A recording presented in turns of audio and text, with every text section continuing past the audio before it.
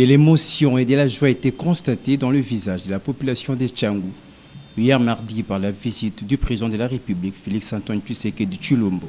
Le chef de l'État a visité sous la pluie les marchés de la Liberté, situés sur l'avenue Lumumba dans la commune de Massina, dans un état de délabrement causé par un incendie dont l'origine reste non élucidée. Un bon père de famille, Félix Tshisekedi, n'a pas fait sourd d'oreille aux cris de détresse des marchands de cet espace de commerce victimes de cet incendie. Nous sommes émus de voir le président de la République nous visiter, chose qui n'a jamais été faite avec d'autres autorités qui sont passées avant vous, lors des différents incendies qu'a connu notre marché de la Liberté. Nous vous remercions infiniment et que Dieu vous récompense.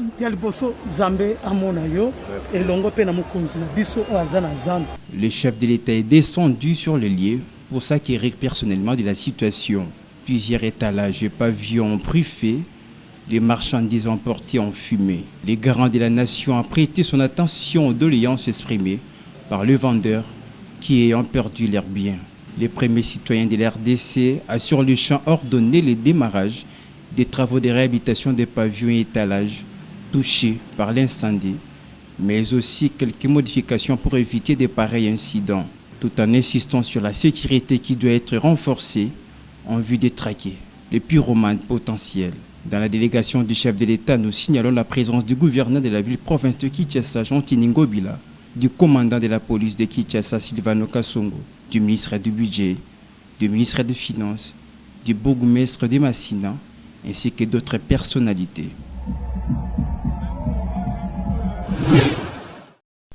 C'est sous la pluie battante que le chef de l'État a inauguré ce mardi l'amphithéâtre de l'Inspection générale des finances en présence des animateurs de cet organe.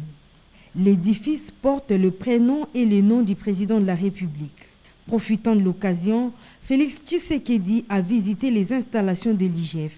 Sur place, il a encouragé les animateurs de cette institution de l'État qui veillent à la loupe sur la gestion des biens et services publics. Les décors de l'amphithéâtre présentent les attributions prioritaires de l'IGF pour le bon fonctionnement des institutions, mais également les thématiques du programme de développement du président de la République. Sa descente sur le lieu exprime la considération du chef de l'État à cette institution qui a pour mission principale de faire le contrôle et l'audit de la gestion des finances publiques en République démocratique du Congo. État de siège, entrepreneuriat et opportunités d'affaires pour une paix durable au Nord Kivu, tel est le thème choisi pour les activités de la deuxième semaine mondiale d'entrepreneuriat lancée hier à Goma par les gouverneurs militaires de la province du Nord Kivu. Les activités se dérouleront du 16 au 23 novembre courant. Les participants vont partager des initiatives pour évaluer les talents innovateurs des femmes. Cette rencontre d'affaires vise à ressortir également les résolutions susceptibles de stabiliser la province du Nord Kivu. Les gouverneurs militaires du Nord Kivu, le général Constant Ndima, se veut rassurant des retombées de ces assises. La province du Nord Kivu regorge beaucoup d'énergie, beaucoup de richesses et aussi beaucoup de jeunes. Et ce que nous venons de voir, c'est pour la deuxième fois que nous organisons cette semaine. Nous aurons encore le temps de visiter plus ce qu'eux vont nous exposer, parce que ça va entraîner aussi. Cette activité donne le coup d'envoi de plusieurs autres qui se dérouleront dans la province du Nord Kivu, d'où cette visite d'inspection dans les stands où sont exposés les services de jeunes entrepreneurs. L'incident que voici s'est produit dans un des quartiers de la ville de Matadi dans la province du Congo central.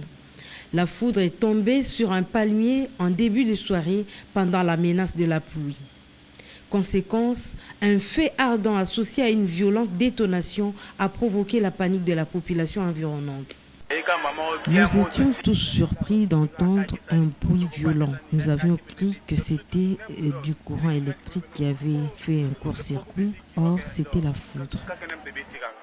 Quand la foudre est tombée, nous étions assis là au coin, juste avant la pluie. Un grand bruit s'est fait entendre et la population était dans la panique. Avant la pluie, nous avons eu peur du bruit qui a retenti 2 fois. D'abord, ça causait la coupure du courant, puis le feu dans le palmier. Nous avons vu des gouttes d'eau qui ont explosé. L'installation d'un dispositif parafoudre est nécessaire pour réduire les risques de surtension générés par la foudre. Les autorités provinciales sont donc interpellées pour mettre à l'abri la population qui craignait surtout les risques de la destruction des installations électriques. Ça sera un débat pour les repas. En sport, plus de peur que de mal, les Léopards de la RDC restent bien en course. La Fédération internationale de football association a confirmé le résultat du match opposé la RDC au Bénin le dimanche dernier au Stade de Martyrs à l'occasion de la 6e journée des phases de poule des éliminatoires mondiales 2022. La commission des disciplines de la FIFA a procédé à la vérification des différents faits de jeu auprès de fédérations congolaises et béninoises. Le nombre de cartons jaunes et les joueurs concernés sont les seuls points évoqués dans la correspondance de la FIFA. Donc, avec cette validation de la FIFA, la RDC peut donc attendre calmement le tirage au sort du barrage éliminatoire de la Coupe du Monde Qatar 2022, prévu le 18 décembre prochain. Après les succès en phase de groupe, la RDC se trouve au 2e chapeau avec l'Égypte, les Ghana, les Cameroun et les Mali, alors que dans le premier chapeau, nous retrouvons les 4 demi-finalistes de la dernière Coupe d'Afrique des Nations, composés de l'Algérie, le Sénégal, le Maroc, le Nigeria et la Tunisie.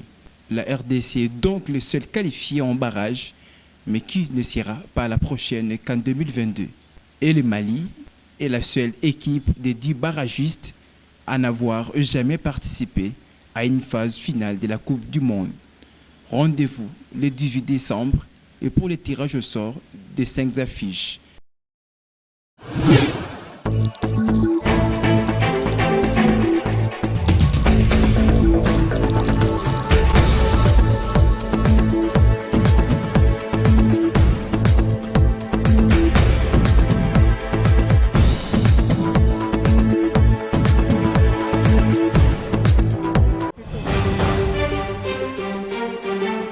Bonsoir, démarrons cette revue de presse avec le vrai modérateur qui revient sur la présentation du budget 2022 et titre Samalou Kondé et Mbosso s'étaillent la part du lion. Au journal d'écrire, avec plus de 20% du budget consacré essentiellement à la rémunération et au fonctionnement des institutions publiques, principalement de la présidence du gouvernement et du Parlement, le budget 2022 ne sort pas de l'auberge en perpétuant la tradition au moment où les secteurs sociaux et sécuritaires sont en panne. Au journal de renchérir, Kabound à contre-courant des députés. Lors de l'examen du budget 2022, le premier vice-président de l'Assemblée nationale, Jean-Marc Kabound, n'est pas allé par le dos de la cuillère pour demander aux députés nationaux ainsi qu'aux membres du gouvernement de faire des sacrifices au profit de la population. Nous demandons à notre peuple de faire des sacrifices alors que nous-mêmes dirigeants, nous ne faisons pas des sacrifices. Autant nous demandons au peuple de faire des sacrifices, nous devons prêcher par l'exemple, a dit Jean-Marc Kabound selon le journal. Dans la foulée, l'élu de Moamba à Kinshasa a une fois de plus mis un accent particulier sur la nécessité de réduire drastiquement les trains de vie des institutions.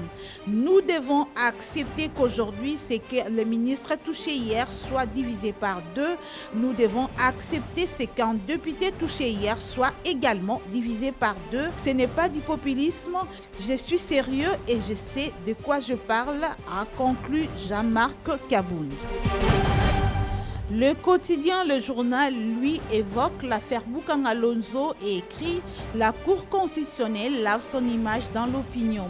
Lundi 15 novembre 2021, la Cour constitutionnelle s'est officiellement déclarée incompétente de traiter les dossiers de justice liés à la poursuite du sénateur Augustin Matata Pogno pour un présumé détournement des fonds de parc agro-industriel de Boukan Alonso initié lorsqu'il était Premier ministre. La courageuse décision prise par la haute cour vient ainsi enlever la doute qui planait dans les têtes de ceux qui estimaient que c'est une juridiction à la solde du chef de l'État pour brimer ses adversaires politiques.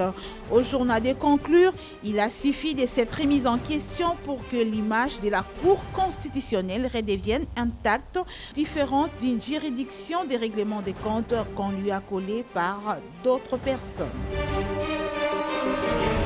Poursuivons cette lecture de journaux avec le quotidien L'Avenir qui parle d'une bonne gouvernance dans les finances publiques et écrit Fachi booste l'IGF. Sous une pluie battante, le président de la République Félix Tshisekedi était en visite à l'inspection générale des finances dans la commune de la Gombe où il a inauguré l'amphithéâtre qui porte son nom. Cette première visite, poursuit le journal, d'un président de la République à l'IGF est un signe qui vient accompagner le travail d'Hercule qui est abattu par Gilles Alingueté et son équipe dans la lutte contre la corruption et les détournements des deniers publics.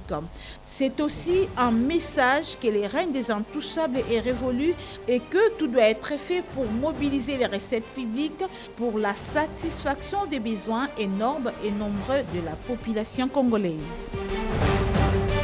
Restons toujours au quotidien L'Avenir qui évoque un mot sur la société et révèle incendie du marché de la liberté. Félix Tshisekedi et Jean Tini Ngobila à la rescousse des victimes. Le gouverneur de la ville de Kinshasa, Jean Tini Ngobila Mbaka, a accompagné le président de la République démocratique du Congo, Félix Antoine Tshisekedi, au marché de la liberté pour assister les commerçants qui ont perdu leurs biens suite à l'incendie qui s'est déclaré au pavillon 1 de cette zone de négoce. Située dans la commune de Massina, dans la partie est de la ville de Kinshasa, tout est arrivé dans la nuit du 14 au 15 novembre 2021 vers 2h du matin où un fait dont la source reste inconnue s'est déclaré dans cette partie du marché, tout en causant des dégâts matériels importants, soit 60% des étalages, et cela malgré les secours des sapeurs-pompiers, rapporte l'administrateur de ces marchés. Et voilà, mesdames et messieurs, c'est par ici que nous bouclons cette lecture de journaux. Merci de nous avoir suivis et à la prochaine.